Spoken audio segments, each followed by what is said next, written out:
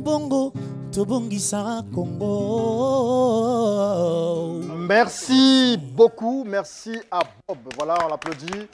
Bob Le Guess, il nous vient de Pointe-Noire et merci pour cette balade dans l'histoire à travers l'art. Et nous revenons ici avec nos invités en parlant justement de technologie. Mais avant, il y a une question. On va prendre la question de... Quelqu'un avait une question, voilà. Allez-y.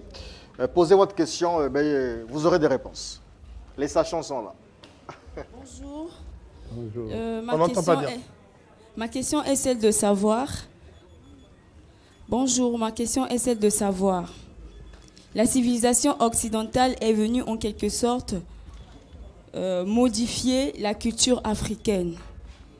Si on devrait restructurer la culture africaine, est-ce qu'il faudrait changer aussi le système de gouvernance des pays africains? C'est-à-dire revenir à l'époque où nous aurons un roi et la souveraineté se lèguerait de père en fils. Merci. Déjà, il y a une erreur. Allez-y. Oui. En tout cas, je suis très content d'entendre cette question. Mais dans cette question, il y a quelque chose de faux qui est tout le temps véhiculé. C'est de penser que dans un royaume tel que nos ancêtres l'ont connu, dans les royaumes, dans les empires, le père mourant, le fils prenait automatiquement le pouvoir. Ce n'était pas forcément ainsi. Je vais vous parler des Lébous au Sénégal.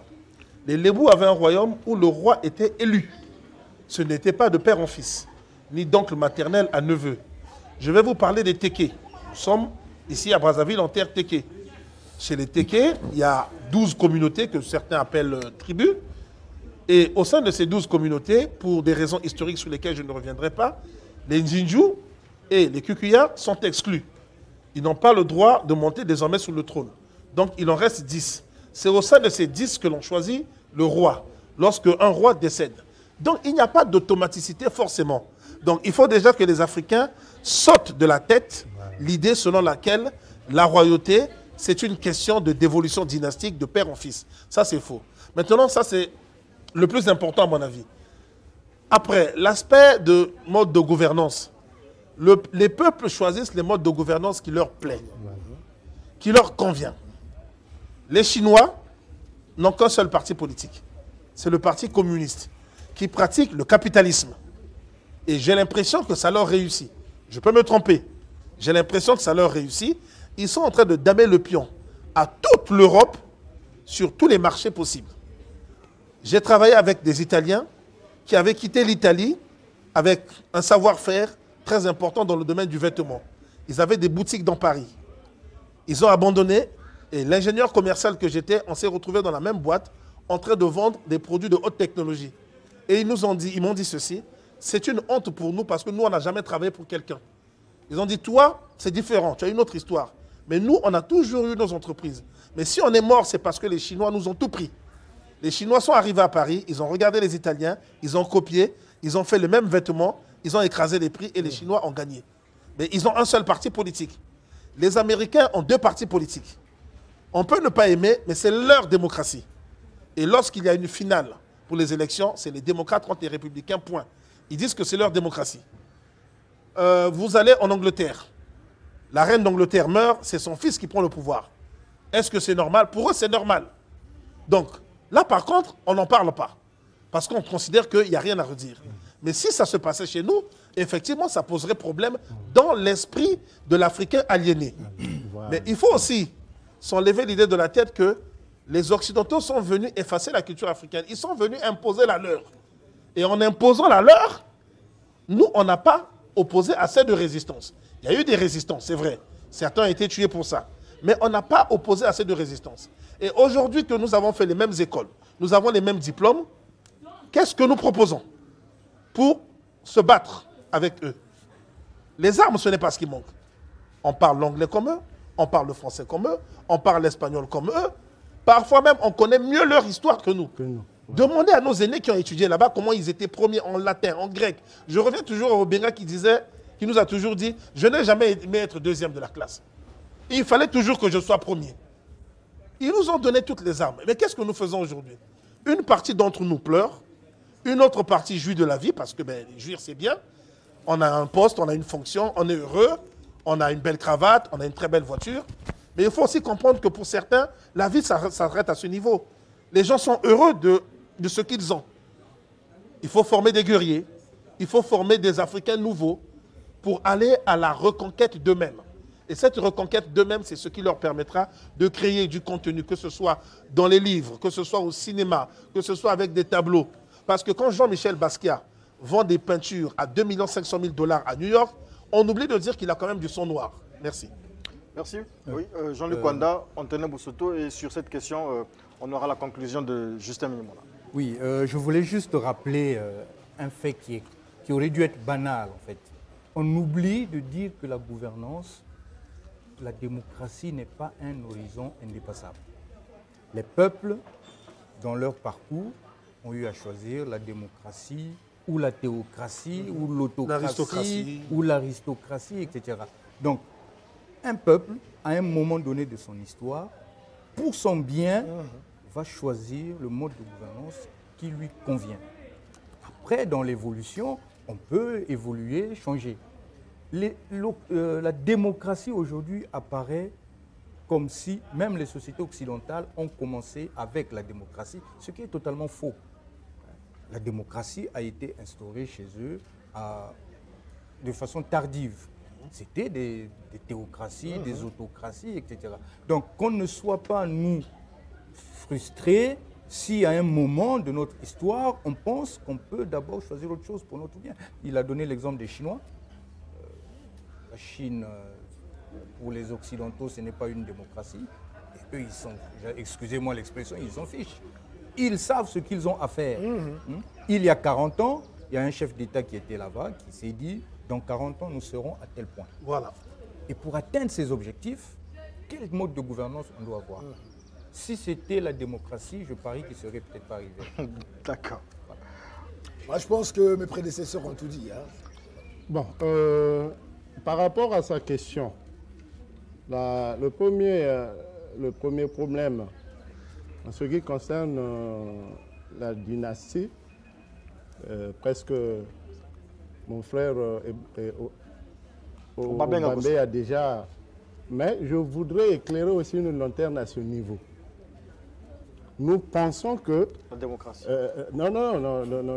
Sur la dynastie, c'est-à-dire que le pouvoir qui partait du père en fils. Déjà, il a déjà dit c'est faux.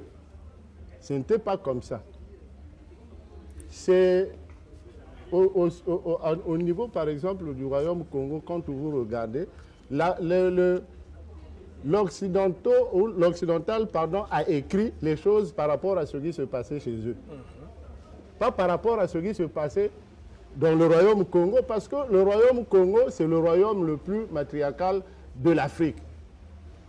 Et donc, le pouvoir ne pouvait pas partir du père au fils, c'est de l'oncle au neveu. C'était une affaire de famille.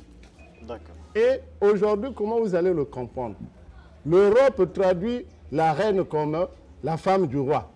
Voilà. Mais chez nous, la reine n'est jamais la femme du roi. Très bien. C'est la sœur du roi. C'est la sœur du roi et elle est la gardienne des totems. Des totems, des temples. Elle est un peu comme le moins et le plus. Mais aujourd'hui, qu'est-ce que la plupart des Africains ou des Congolais que nous sommes là pensent que la reine en Afrique, c'est comme la reine de l'Angleterre, des Pays-Bas. Non, non, non, c'est pas la même chose. Nous avons notre culture, nous avons nos réalités à nous. Et entre-temps, il y a un qui m'avait posé la question, mais Monsieur Justin, moi je veux connaître comment on appelle la reine dans notre langue. Je dis, tu veux connaître la reine dans notre langue, dans quel sens? Dans le sens européen ou dans le sens africain? Parce que si dans le sens africain, la reine n'est pas la femme du roi. Et là, il me pose la question, mais est-ce qu'on nous parle des reines africaines? Je dis non. Chez les Congo, le Ntinou, qui est le roi, lorsque c'est la femme qui dirigeait, on l'appelait aussi Ntinou. Donc, il n'y avait pas de différence. Et je lui ai même dit qu'il y avait l'égalité chez nous. Parce que quand un homme occupait un poste, quand la femme venait occuper le même poste, elle avait le même titre. Donc, il n'y avait pas de différence. Voilà. Maintenant, sur le système le régime politique et s'il faut repartir au système royal. Ce qui compte pour un peuple, c'est que les dirigeants qui sont au pouvoir répondent aux aspirations populaires. C'est tout. Ce que le peuple veut. Si, déjà nous, dans la philosophie politique, la conclusion que nous donnons pour ces différents régimes-là, il y a la monarchie, il y a la démocratie, il y a l'aristocratie, et ainsi de suite. Nous disons ceci, ce qui compte pour le peuple, c'est que la société soit bien gouvernée, que les citoyens soient à l'aise. Donc aujourd'hui, en Arabie Saoudite, il y a quel régime? En Arabie Saoudite, il y a quel régime? Théocratique. Non, là-bas c'est la monarchie. La théocratie, il parle de l'Iran. Oui, c'est plutôt l'Iran, effectivement. Oui, là-bas c'est la monarchie. Le Qatar, l'Arabie Voilà. Saoudite. Mais regardez comment même les joueurs là commencent à venir là parce qu'ils voient là-bas que ça marche bien. Tout va bien là-bas. Mais il n'y a même pas la démocratie là-bas. Merci beaucoup. Les Nous gens arrivons. vivent bien. Chef Diaz, rapidement, je vais profiter du fait que mon voisin de gauche n'ait rien dit. Non, rapidement. D'accord. Vous savez, au Liban, vous êtes Libanais, vous quittez le Liban, vous allez vous installer en Côte d'Ivoire, vous mariez, vous faites des enfants. Ces enfants font des enfants. Est-ce que vous savez que vos petits-fils arrivés au Liban n'ont pas la nationalité libanaise automatiquement? Ah d'accord. Non. Il faut que vous, le grand-père qui avez quitté le Liban, vous écriviez un document. Moi, monsieur Kwamala, je reconnais X comme mon petit-fils, né de mon fils, et de fait, je lui autorise à faire toutes les démarches pour avoir la nationalité. Et pourquoi? Le Liban est un tout petit pays, c'est comme ça, 10 000 km². On ne peut pas acheter. Il est interdit à tout étranger d'acheter de la terre au Liban. Pourquoi? Les Libanais le disent, on est entouré par des géants. L'Arabie Saoudite, l'Iran. Si on autorise n'importe qui à acheter la terre, ces gens qui ont beaucoup d'argent vont acheter la terre chez nous, alors que nous, notre diaspora en nombre est plus importante qu'au Liban. Je répète, les peuples, c'est à eux de décider de ce qu'ils veulent. Il faut sortir des lieux communs. Quand on va dans un restaurant algérien, on ne commande pas un plat chinois. Quand on va dans un restaurant chinois, on ne commande pas un hamburger. Merci. Je disais donc que nous sommes à la fin de cette table ronde, de cet échange. Et le dernier point, c'est celui justement de... Vous avez parlé de reconquête, je parlais de renaissance et je prenais l'exemple de la Chine qui aujourd'hui, en Chine, les réseaux sociaux sont là, la technologie elle est là, mais vous n'avez pas Facebook, ils ont proposé quelque chose d'autre. Qu'est-ce que l'Afrique peut proposer pour que sa culture soit vecteur de développement à cette ère? Spécialiste en technologie, ça tombe bien. En fait, je l'ai dit tout à l'heure. Aujourd'hui, nous vivons dans la société de l'information. Et le problème chez nous, c'est qu'on n'aborde pas bien la problématique de la société de l'information. C'est une société dans laquelle l'information est à la base de tout développement. Quand on parle d'information, on parle des savoirs et des connaissances. Très bien. Et tout à l'heure, je l'ai dit. Que représentent les savoirs locaux africains aujourd'hui dans cette société de l'information? C'est même pas 0,00000. Pourquoi? Parce que je l'ai dit tout à l'heure, l'essentiel du contenu, l'essentiel des biens culturels viennent d'Occident. Et en grande partie, je dirais, à 80% des États-Unis. Regardez aujourd'hui comment Marvel, à travers ses bandes dessinées dans les années 60, à travers ses dessins animés, à travers son cinéma aujourd'hui, a phagocyté tous les secteurs. Regardez comment Star Wars de George Lucas aujourd'hui s'est imposé. Ce qui nous manque, c'est des stratégies, les outils sont là. Ce qui nous manque, c'est des stratégies. Et ce qui nous manque, c'est des investissements. On doit investir dans la culture. Le Burkina Faso l'a compris. Il y a, je crois que c'est les Jeux de la francophonie qui se déroulent. Quand le Burkina Faso a défilé, tout le monde s'est mis à chanter Ismaël. la chanson d'Ismaël. Pourquoi? C'est parce que le Burkina Faso a compris qu'à travers le cinéma, on pouvait imposer notre culture. Et ceux qui l'ont bien compris aujourd'hui, c'est le Nigeria. Le Nigeria a su imposer à la société de la connaissance et à la société de l'information des films qui parlent des réalités africaines. L'Afrique du Sud l'avait fait dans les années 80. Aujourd'hui, le Nigeria l'a fait. Mais le vrai problème, c'est d'investir. On doit comprendre que le bien culturel est la base. Aujourd'hui, on doit se détacher du pétrole. On doit se détacher des matières premières. Les matières premières peuvent être secondaires ou bien en appui. Mais on doit comprendre que la culture est un bien hégémonique. Nous avons deux théories. La théorie de l'hégémonie culturelle. Comment les États-Unis ont fait pour s'imposer en utilisant la culture. Pendant la guerre froide, je reviens, est-ce que vous savez que les États-Unis ont investi dans les opéras en Europe de l'Est? Oui. Stratégie hégémonique. Est-ce que vous savez que les États-Unis ont investi dans le hip-hop